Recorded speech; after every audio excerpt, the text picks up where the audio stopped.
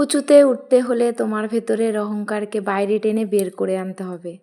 তা না হলে কি করে হবে বলো?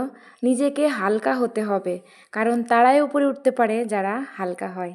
ঠিক বলেছি তো? গুড মর্নিং সবাইকে, আমার আরেকটি নতুন ভ্লগে সবাইকে স্বাগত।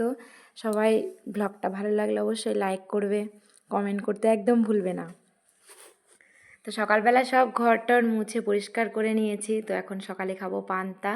আজকে পান্তা খাওয়ার খুব ইচ্ছে হয়েছে, কারণ এত গরম কি বলবো তোমাদের। তো ভাবলাম না আজকে পান্তাটাই খেয়ে ফেলি, ওই জন্য কুমড়ো পাতা দিয়েছিল মা, সেগুলো দিয়ে বড়া ভেজে নিচ্ছি। আর মোমোর সুজি আছে, রুটি আছে, ওইগুলো খেয়ে স্কুলে যাবে। সেইগুলো ভালো করে পরিষ্কার করে ধুয়ে আমি ভেজে নিচ্ছি। তো দেখো আজকে কি বলবো, এত সাবধানে এগুলো করছি না। কালকে মাছ ভাজতে গিয়ে আমার মুখের এইখানে এত ফোসকা পড়েছে, কি ব্যথা, চোখ টোক দিয়ে, চোখের ওইখানে তো একটু কম ছিল, মুখের ওইখানেই বেশি হয়েছে, একদম ঠোঁটের ওপরটাতে, নাকের নিচটাতে এত ব্যথা, হাত দেওয়া যাচ্ছে না, মুখ মুছতে পারছি না। দেখো তারপর আমাদের গাছের হচ্ছে বেগুন, বাবা আজকে এনেছে রুই মাছ দিয়ে হবে বেগুন, আলু বেগুন দিয়ে ঝোল। তো ওই জন্য ভাবলাম গাছ থেকে নিয়ে আসি বেগুনগুলো পেরে। তো গাছে যেহেতু বেগুন আছে, আর মা যে 3টে বেগুন দিয়েছিলাম সেটা দেখিনি।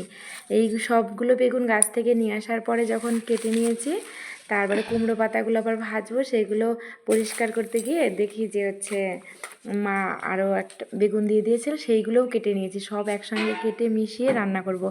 কালকে আমাদের বাড়ির বেগুন দিয়েই কালকেও ঝোল করা হয়েছিল, তা আজকেও ভাবলাম যে সব মিশিয়ে তারপরে করি। আমাদের বাবার বাড়ি, শ্বশুর বাড়ি, দুবাড়ির কথাই বলছি।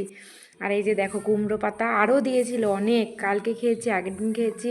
আর এই যে কুমড়োও দিয়েছিল অনেক। আমাদের বাড়িতে অনেক সবজির অভাব নেই, তো মা সব দিয়ে দেয়।